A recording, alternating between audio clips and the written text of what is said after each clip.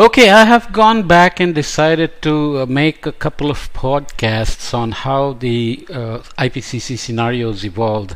I'm evolving a thought process based on a large number of papers about where we are headed with this whole business of IPCC projections, and what the role of carbon budgets, emission pathways, especially going forward, relying so much on carbon capture and sequestration, bioenergy, and introducing concepts like negative emission technologies. What does this all mean? Is this really the way things are going to work, or has this become a little bit wonky and not really practical by now? So I will put out some articles on that and maybe record podcasts, but I thought for that we need to understand IPCC's own evolution in terms of interacting with governments, becoming maybe a boundary organization which will take science to the edge and hand it over to the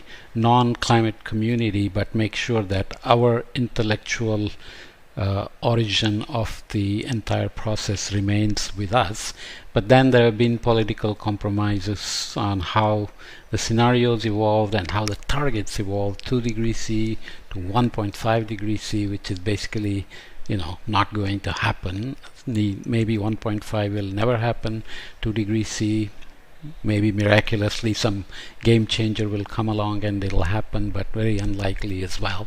So why are we putting up these things and providing scientific basis for politically demanded targets? So this is what the thought process is. But in the meantime, let's just look at some basic history of how the evolution of IPCC scenarios happened. This one I'm going to take directly from this paper from 2009. It's a bit dated, but it's history, so it's good, and I'll put up next podcasts on evolution of RCPs and SSPs, which have relied more and more on the integrated assessment models. Okay, the evolution of the IPCC's emissions scenarios here.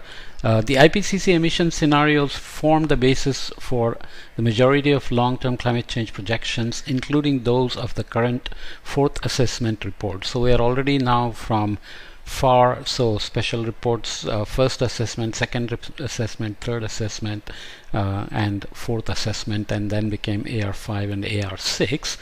The main characteristics of the IPCC's 3 scenario series published in 1990, 92, and 2000 have changed significantly over time. Titles, classification, assumptions, and methods have all changed. Let's say these are scientific evolutions of the thought process on how future projections should be done. But what did the politics influence? What did the politics do in terms of political demands do in terms of changing our thought process? This article analyzes the evolution of the structure, description, process development, and context of the IPCC's emission scenarios, identifying the most important changes and their scientific and political causes. Political causes. Should science respond to political demands? In this case, let's say it's special. Science always happens in some value system. It's not as objective as we think it is, but how directly should we change our ways for political causes? These changes are evaluated against the criteria of saliency, credibility, and legitimacy. Our analysis indicates first, enhanced credibility through an improved scenario construction methodology, multiple baseline scenarios and storylines. So we made ourselves more credible by taking this approach, even though these achievements are diluted by particularities of the scenario approach used. Okay, we'll see some of that. Second, a reduced saliency through absence of titles and inappropriate classification, and the relatively high number of baseline scenarios limits and weakens their wider applicability. These latter trends were due in part to concessions made to the intergovernmental nature of the construction processes, what we can call trade-offs. You can also call it co-production with decision makers, but we are not always able to make sure that the information is used for the talk and then decision and actions follow. That's not up to us. So we kind of lose our traction at some point, and IPCC has courted controversy from the beginning and hasn't always managed it very well, as we know. The article concludes by proposing for the future employment of a more formal qualitative construction approach, as well as revisions to scenario labeling and classification practices. So remember that this is 2009, and before RCPs were just beginning to be formulated and SSPs were beginning to be made up. To read some of their approach, we used the Kaya identity on the global level for the comparison and evaluation of the structure of the three series. The Kaya identity was proposed by Japanese energy economist Yoichi Kaya to analyze the key components of the emission scenario, and was used in the IPCC's evaluation of the IS92 series as well as the SRES report. So we had I think IS90 and then IA90 and then IS92 and then the SRES. We will see what they mean. CO2 emissions in this sense are related to population, so GDP divided by population times GDP divided by population, so per capita income, energy use per GDP, so energy intensity of the GDP, and CO2 intensity of the energy, right? As done in the SRES, GDP was measured in prices and exchange rates from 1990 in US dollars for pegged to US dollar 1990. For the energy used, the total primary energy consumption was considered in joules, and for the CO2 emissions, the carbon emissions from energy use were considered in grams carbon. A harmonization of these variables for scenarios drawn from the published literature is provided by the emission scenario database, which was set up to compare SRES with scenarios from literature. You can look up this paper. So remember, this is still not doing conversion of non-CO2 greenhouse gases to CO2 equivalent and so on at this point. Criteria and their operationalization for the evaluation of the evolution of the IPCC's emissions scenarios. So here are the framework elements: description, structure, development process, scientific setting and triggers, and applicability. And the criteria were basically saliency, credibility, and legitimacy for each of these. And operationalization worried about things like comprehensibility for scenario users, accurate verbalization, accordance with the literature content-wise, so it has always relied on published literature for justification in many ways. Accordance with the literature here for structure. For development process, transparency, broad and balanced participation of governmental agents. So from the beginning, geographic balance has been a major criteria. Scientific setting and triggers worried about credibility, legitimacy, with operationalization focusing on accordance with literature, so methodological baselines, transparency, broad and balanced participation of scientists. Applicability needed saliency, so capability for evaluation climatic consequences of non-intervention futures and intervention futures. So those were the terminologies at that time: mitigation versus no mitigation, or business as usual. So the terminologies have evolved over time. Looking at main changes in the description of the three scenario series regarding titles, intervention, characteristics, probabilities, and impact communication. This is a long paper. I'm just taking some important points according to my own subjective criteria, so you need to go back and read the paper if you want to fill in all the details. Here aspects include titles, implicit and explicit storyline axes, and intervention characteristics. So they were called interventions at that point, which is actually a good terminology. Then it became mitigation. Now it's also geoengineering in a broad sense, which is which plays a very heavy role in the SSPs and RCPs, because we have bioenergy, carbon capture, and even net zero and negative emission technologies and so on. So we started with SA90 scenarios for IPCC 1990A. They were named Scenario A, which was business as usual, and B2D, energy supply mix and efficiency, were used for storylines, and intervention characteristics included under the IPCC emission scenarios, which assume progressively increasing levels of control rates of increase in the global mean temperatures. So, you know, the way we stated these quantifications of future projections have changed. For the next IPCC 1992A, we had IS92A to F, which now storyline axis included population, income growth, and fossil fuel resources. And the intervention characteristics were 6 alternative IPCC scenarios now embody a wide array of assumptions affecting how the future greenhouse gas emissions might evolve in the absence of climate policies beyond those already adopted. So you need to see what they were adopted. So even now we talk about NDCs, business as usual, NDCs split into conditional and unconditional and so on. So these are similar approaches but in a different formulation and storylines. SRES scenarios, so IPCC 2000, that's AR4, AR5 came in 2000, sorry, that's AR3, AR4 came in 2007, AR5 in 2014, and AR6 came out more recently in 21-22, affected partly by COVID. So here we had A1B, A1T, A1F1, A2, B1, and B2. Storylines were regional versus global, economic versus environmental, and so on. So this was shown in the summary for policymakers. Intervention characteristics here, as required by the terms of reference, the scenarios in this report do not include additional climate initiatives, which means that no scenarios are included that explicitly assume implementation of the UNFCCC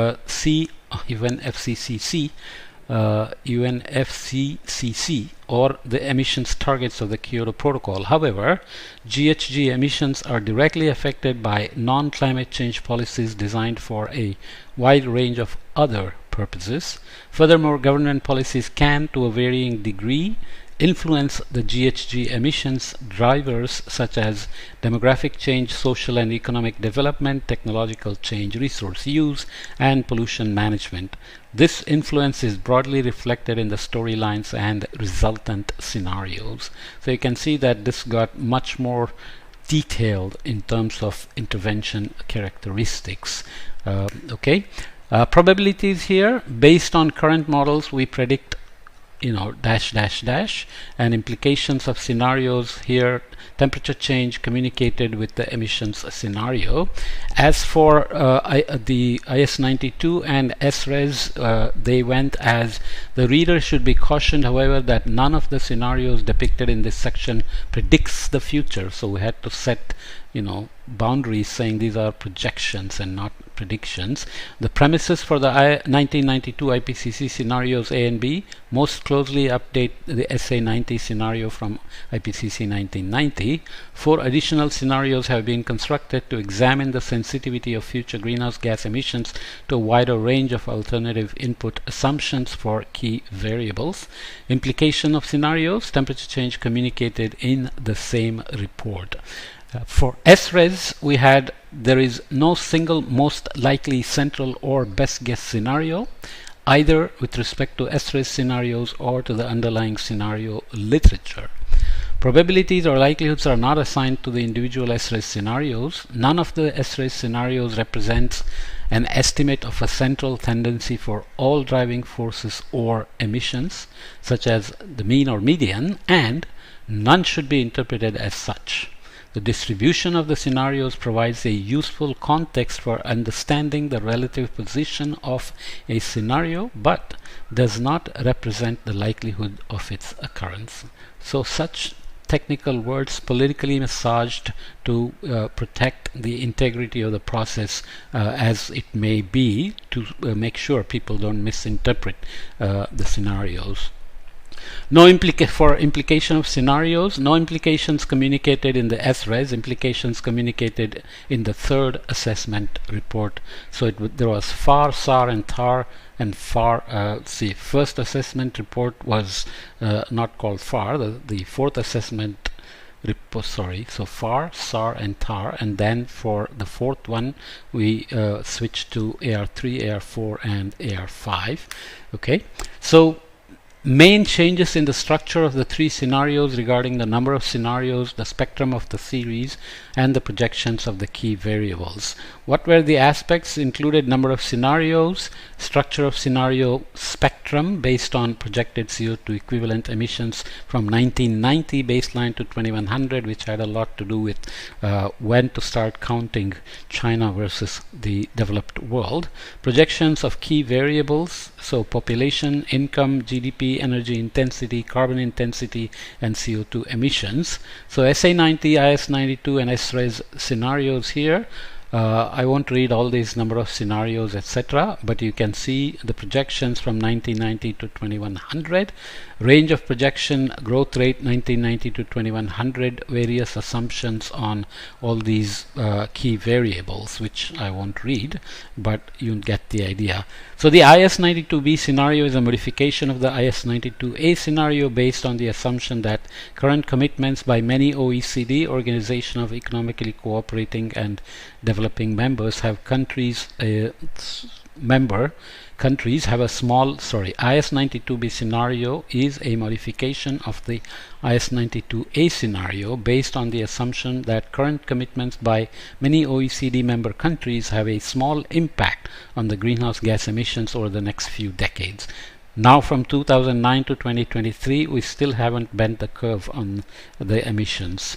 Therefore, the IS92 scenarios have in fact only 5 different non-intervention scenarios. Okay, so here is the input assumptions corresponding to the storyline axis of the SRES. SRES, of course, is the special report on emission scenarios series. Carbon emissions per GDP for the environmental versus economic axis, and income for the regional versus global axis. Carbon emissions per GDP is measured in grams carbon per 1990 US dollar. Income is measured in the 1990 US dollar per capita. So here you have change of carbon emissions per GDP for 1990 to 2100. Has to be negative, obviously, in terms of meeting the targets or saving the future. Change in income obviously has to increase, and you can see how the scenarios spanned the reductions versus income. So there is a vertical axis here which for S90A, business as usual, SA90B, SA90C, and SA90D. Then compared to that, IS92 and SRES had large ranges. SRES especially had a very large range on this phase space. Main changes in the development process of scenario series aspect: SA90 scenarios main report, preliminary report; IS92 a scenarios main report and preliminary report; SRES scenario main report, previous publications, and final draft. So a lot of political agreements have to happen now before the final draft is issued. Form of review: informal, formal, and documented.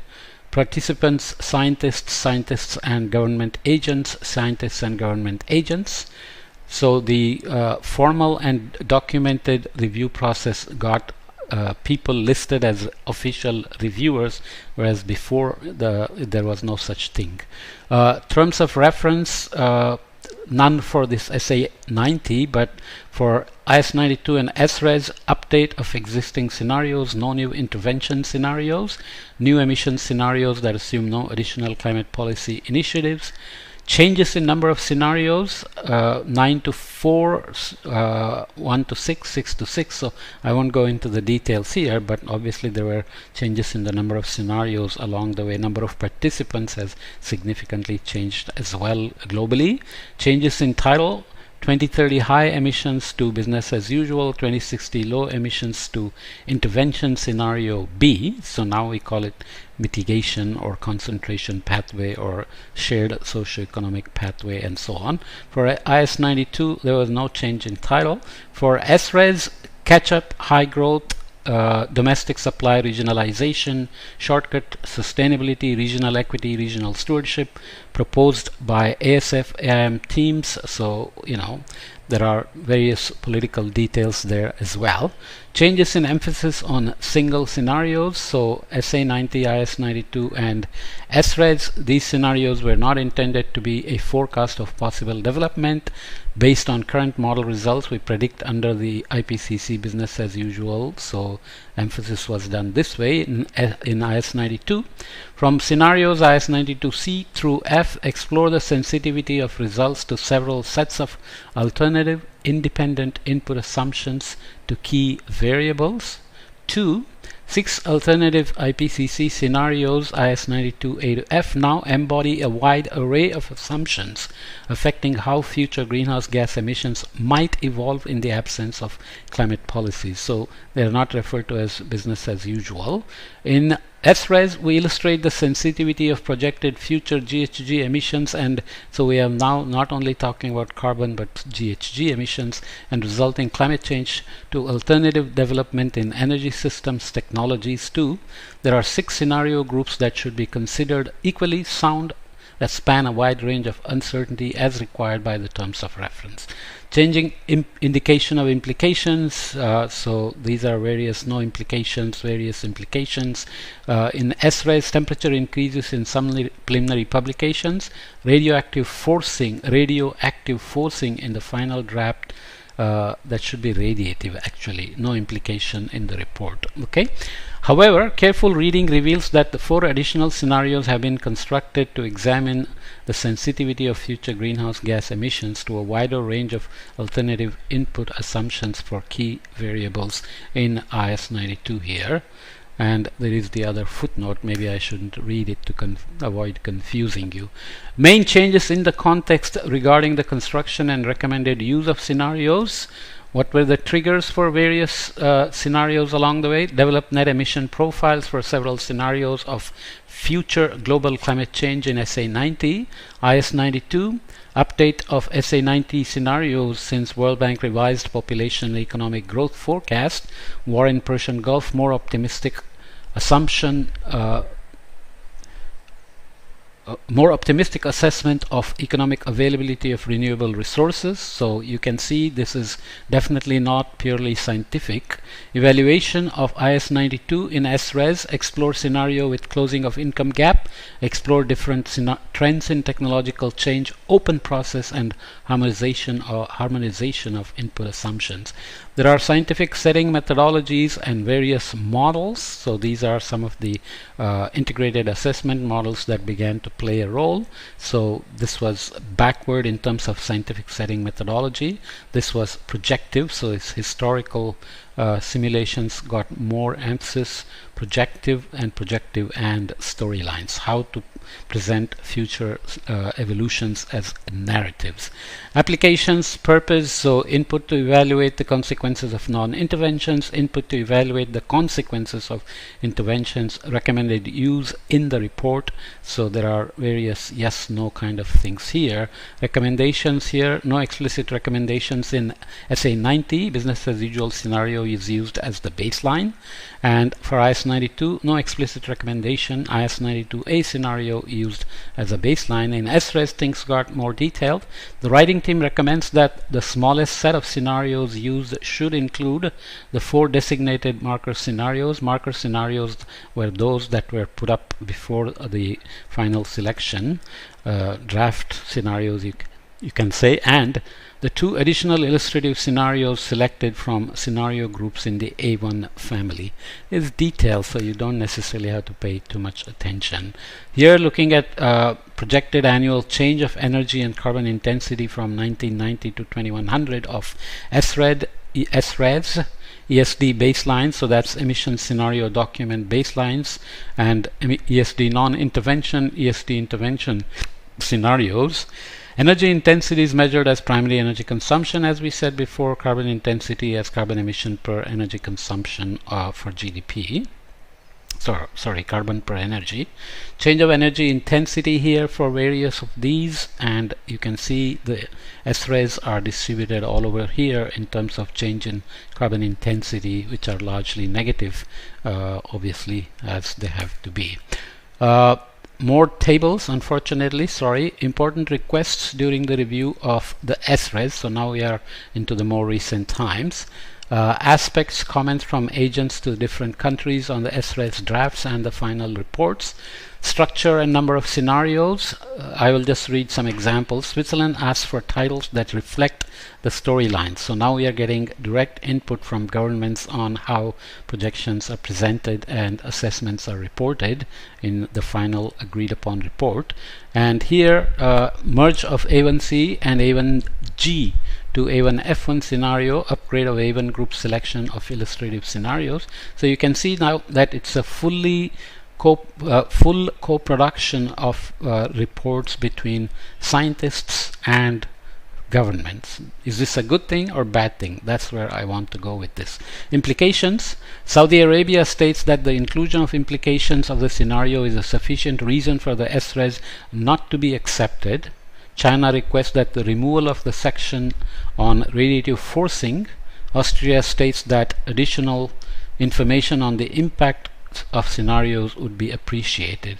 Final report, no implication in terms of atmospheric concentration, radiative forcing or temperature projections.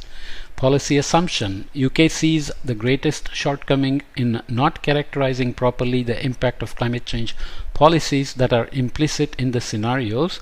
Austria asks that the many measures for moving towards sustainable development of the B1 scenario family are described more carefully. So you can see how the word massaging, text massaging happened based on government requests. In the final report, policy assumption of B1 not explicitly indicated. If we don't know what is B1, don't worry about it. The SRES only states, however, GHG emissions are directly affected by non-climate change policies designed for a wide range of other purposes. So we are now dealing with impact of other policies on evolution of emissions and storylines. Okay. Proposed titles. Again, I won't go into the details. So integrated assessment models here, giving it different names: catch-up scenario, high growth, global affluence, convergence, domestic supply, regionalization, regional identities, fragmentation. So you can see here Switzerland making demand, Jim Shrouds representing USA, ASF modeling team, and AIM modeling team. AIM and ASF are basically regional, integrated assessment models. So you can see the names are kind of politically agreed upon as well. Regional equity, regional stewardship, local initiatives, local solutions, and so on. Main findings from the analysis and evaluation of the scenario series. Description, no more illustrative titles. The abandoning of the business as usual label scores high against the criteria of saliency and credibility, because the labeling of SA90 2030 high as BAU scenario was arbitrary and mantled uncertainties of the projections. Okay, so again, I won't read all the text, but you can see it looks at changing issue in terms of from implicit to explicit storyline axes, from BAU and interventions to non-intervention scenarios, from prediction to projection. So this change scores highly against the criteria of credibility because it is in accordance with the methodological contributions from the literature. However, recent methodological insight might demand an improved consideration of discontinuities. Decreasing indication of implications and structurally increased number of baseline scenario. The rejection of a single baseline scenario scores highly against the criterion of credibility because a single baseline scenario neglects the uncertainties in future developments. How do we know there is going to be one baseline? Using not less than 6 baseline scenarios scores poorly against the criteria of credibility and saliency because most of the scenario series from literature use less baselines and high number reduces applicability as well. Again, from the same changing issue, from off bending to cross crisscrossing spectrum, increased range of input assumptions, development process, intensified review procedure, more detailed guidelines for scenario construction, from selecting scenarios to adding scenarios, from adding titles to losing titles, from advisory to exploring scenario sensitivity.